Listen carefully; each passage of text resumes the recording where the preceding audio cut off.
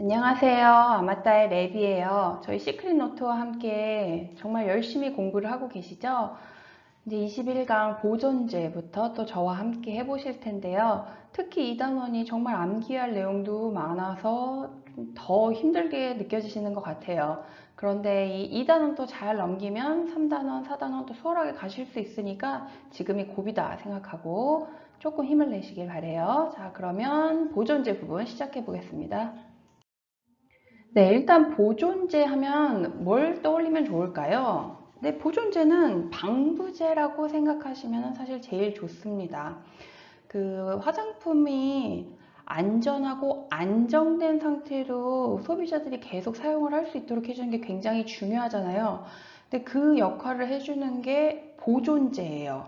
그래서 보존제는 약간 부정적인 인식을 갖고 계시는 분들도 많은데 반드시 꼭 필요한 필수적인 것이다. 그래서 안전한 보존제를 얼마나 잘 사용하느냐가 관건이지 보존제는 무조건 나쁘다. 이거는 아니라는 것을 기억하시면 좋겠어요.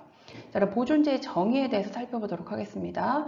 화장품의 유통 과정 그리고 화장품이 사용되는 동안 미생물이 증식을 할 수 있잖아요. 그러니까 미생물의 증식으로 일어나는 부패균의 발육을 억제 또는 살균하는 작용을 하는 것이 보존제입니다. 일반적으로는 pH가 좀 낮은 제형에서 효과가 있다라고 알려져 있는데요. 요새는 이제 다양한 pH 범주에서 효과를 발휘하는 보존제들을 많이 개발해서 사용을 하고 있어요.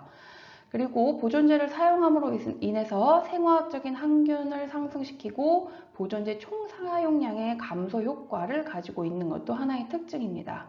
보통 보존제는 두 가지 이상을 혼합해서 사용하는 것이 많은데요. 왜냐하면 이 미생물들의 종류가 굉장히 다양하잖아요. 그래서 두 가지 이상을 혼합해서 사용하면 다양한 그 미생물에 대한 항균 작용 또 상승 효과가 발생을 하기 때문에 보통 그렇게 사용을 합니다. 그리고 화장품의 변질 방지의 목적으로도 사용이 돼요. 그래서 화장품 안전기준 등에 관한 규정 별표 2에 그 보존제가 지정 고시되어 있거든요. 그 보존제 성분들을 사용할 수 있는 거예요. 색소 때도 말씀드렸지만 지정 고시된 색소만 사용할 수 있죠. 보존제도 마찬가지예요. 아무거나 사용하면 안 되고 반드시 지정 고시된 보존제만 사용을 해야 합니다. 자, 그럼 보존제가 갖춰야 할 조건에 대해서 살펴보도록 하겠습니다. 보존제가 갖춰야 될 조건에 제일 중요한 건 뭘까요? 네, 안전해야 돼요. 사용하기에 안전해야 합니다. 시크릿 노트에는 이 내용은 없지만 중요한 전제 조건이라 써놨거든요. 옆에다가 써놓으세요. 안전 이렇게. 자, 그럼 이제 첫 번째부터 보시겠습니다. 여러 종류의 미생물과 넓은 온도 및 pH 범위에서 방부 효과가 있어야 됩니다. 특정한 미생물, 또 어떤 정해진 농도, 그리고 또 어떤 pH 범위 이렇게 딱 정해지면 그 보존제는 좋은 보존제라고 볼 수 없죠. 앞에서도 말씀드렸지만 일반적으로 보존제는 pH가 낮은 제형에서 효과가 있습니다. 그런데 이제 pH 범위도 또 산성서부터 알칼리성까지 굉장히 범위가 넓잖아요. 그러니까 모든 pH 범위에서 방부 효과가 있는 보존제를 사용을 해야 합니다. 자, 그리고 화장품에 부정적인 영향을 주어서는 안 되겠죠. 잘 용해되는 것도 필요합니다. 부정적인 영향을 주지 않는다는 것은 다음 내용하고 또 연관이 돼 있어요. 보존제 사용으로 인해서 유효 성분의 효과가 떨어지면 안 된다. 이렇게 돼 있는데 기능성 화장품을 만들었는데 보존제를 넣어서 그 기능이 떨어지게 된다. 그러면은 그거는 안 되겠죠. 미백 화장품을 만들었는데 미백 성분이 보존제로 인해서 효과가 없어져요? 그러면 안 되겠죠. 그래서 화장품에 부정적인 영향을 주어서 안 되고 그 다음에 이렇게 분리되거나 잘 섞이지 못하면 또 문제가 되니까 잘 용해되는 성질도 가지고 있어야 됩니다. 자, 그리고 정말 중요한 거 안전해야 되죠. 특히 화장품의 보존제이기 때문에 피부나 점막에 대한 자극이 없이 안전해야 된다는 거. 이게 가장 중요한 대전제가 되겠습니다. 자, 그리고 생산이 쉽고 경제적이어야 합니다. 보존제 하나 쓰는데 화장품 만드는데 너무 큰 비용을 차지하거나 구하기가 너무 어려운 보존제다. 그런 거는 말이 안 되죠. 그래서 이런 조건도 필요한 거예요. 미생물이 존재하는 물에서는 충분한 농도를 유지할 수 있도록 오일물 오일, 물 분배 계수가 적절해야 됩니다. 이것도 굉장히 중요한 조건 중에 하나예요. 일단 기본적으로 보존제는 제품의 물리적 성질에 영향을 미치지 않아야 되겠죠. 그리고 그 용기들 있죠. 화장품의 포장 재료, 거기하고도 반응하지 않는 것도 또 중요한 거예요. 네, 그리고 뭐 여기 나와 있는 이런 조건들 잘 기억을 해 놓으시면 어떤 보존제가 좋은 보존제구나 이런 것들을 아실 수 있습니다. 이 내용들은 이제 시험에 출제된다면 주로 이제 객관식으로 출제되기가 좋은 내용들이기 때문에 잘 숙지를 하시고 넘어가시면 좋을 것 같아요. 자, 그럼 보존제 성분과 사용 한도에 대해서 살펴보도록 하겠습니다. 보존제 성분, 어떤 성분들을 사용할 수 있었죠? 네, 앞에서 말씀드린 것처럼 화장품 안전기준 등에 관한 규정, 식품의약품안전처가 고시한 별표 2에 사용산 제한이 필요한 원료 중에서 보존제 성분 부분, 거기 나와 있는 그 리스트들, 중요한 성분들이 굉장히 많아요. 그러니까 그 부분들을 다 공부를 하셔야 되고, 이 성분들에는 특별히 더 친해지는 그런 노력들을 많이 하셔야 될 것 같아요. 네. 꼭 친해지셔야 됩니다. 여기 나와 있는 보존제들하고. 근데 보존제가 정말 많거든요. 많으니까 안타깝지만 좀 노력을 많이 하셔서 외우셔야 될 것 같아요. 자, 보존제 그 리스트들을 보시면 염류하고 에스텔류에 대해서 밑에 이렇게 별표로 해서 나오는데요. 염류의 종류들이 뭔지, 그리고 에스텔의 종류들이 뭔지에 대해서 이렇게 구분을 해놨거든요. 간단하게만 살펴보고 넘어가겠습니다. 자, 염류다 이러면 이제 듐, 슘, 뭐 이런 것들로 끝나는 것들이에요. 소듐, 포타슘, 칼슘, 마그네슘, 암모늄, 그 다음에 에탄올아민, 클로라이드, 브로마이드, 설페이트, 아세테이트, 베타인 이런 것들이 염류에 들어갑니다. 그리고 이제 에스텔류가 있어요. 에스텔류는 7틸 뭐 이런 것들로 끝나요. 메칠, 대표적인 거, 에칠, 프로필, 이소프로필, 그다음에 부틸, 이소부틸, 그다음에 페닐 이런 것들이 있습니다. 이런 것들이 이제 에스텔류에 들어간다. 그래서 이런 용어들이 들어가면 이건 에스텔류구나. 뭐 슘, 륨 뭐 이런 것들로 끝나면 뭐 그다음에 테이트, 뭐 브로마이드 이런 것들로 끝나면 이거는 염류구나. 이렇게 우리가 성분들을 보고서 추측을 할 수 있는 거죠. 자, 그럼 이제 첫 번째 종류로 들어가겠습니다. 편의에 따라서 사용 한도가 작은 숫자로부터 적은 숫자서부터 분류를 해놨거든요. 그래서 숫자가 작은 데서부터 큰 거 순으로 가게 되겠습니다. 자, 첫 번째는 사용 후 씻어내는 제품의 0.0015%만 사용할 수 있는 성분입니다. 0.0015% 정말 소량이죠. 그리고 여기는 기타 제품에는 사용이 금지되어 있는 성분들을 보겠습니다. 두 가지예요. 메칠이소치아졸리논과 메칠클로로이소치아졸리논과 메칠이소치아졸리논의 혼합물. 메칠이소치아졸리논 그리고 이거랑 클로로이소치아졸리논하고의 혼합물 이 두 가지입니다. 이 두 가지 성분은 0.0015%를 사용 후 씻어내는 제품에만 사용할 수 있습니다.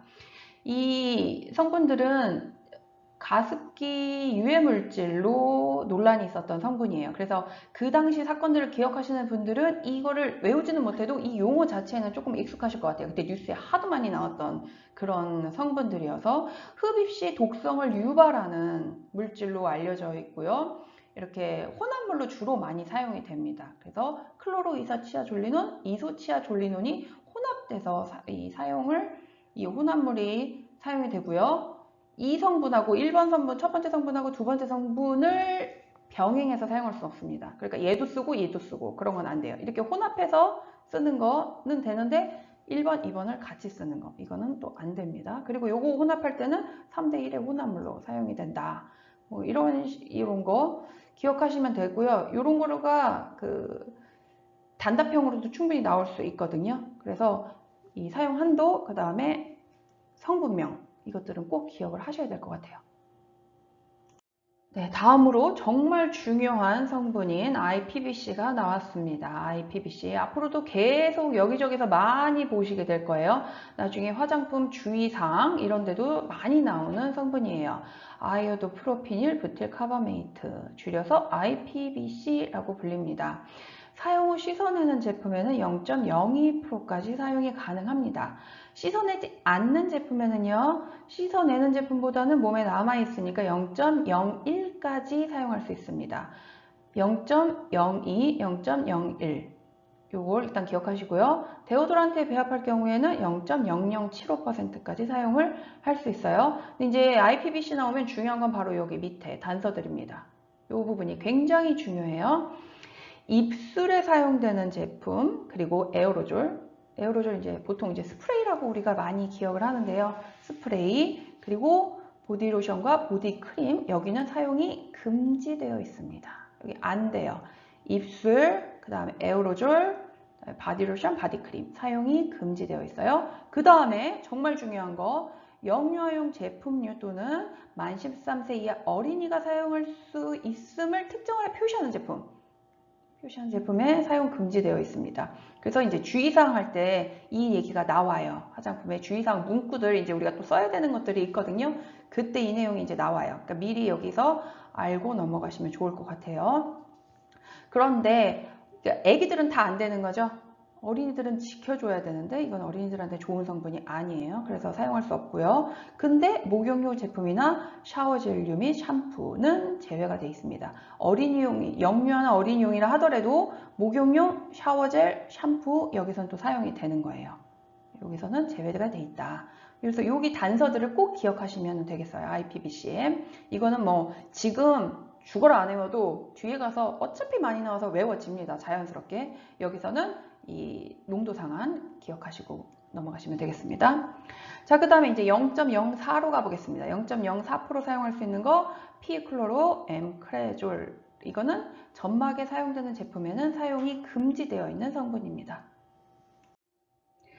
다음으로 이제 0.04%까지 보셨죠? 0.05%로 가보겠습니다. 0.05%의 농도 상한을 가지고 있는 보존제 종류들 보시겠습니다. 4,4-디메틸일산 옥사졸리딘 이게 있고요. 근데 여기 단서는 제품의 pH는 6을 넘어야 된다.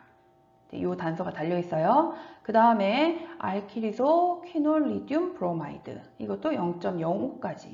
그 다음에 클로로펜 성분도 0.05까지. 폴리 HCl 이것도 많이 나오는 성분이에요. 폴리 HCl 에어로졸 제품에는 사용이 금지된 성분으로 0.05%까지 사용이 가능합니다.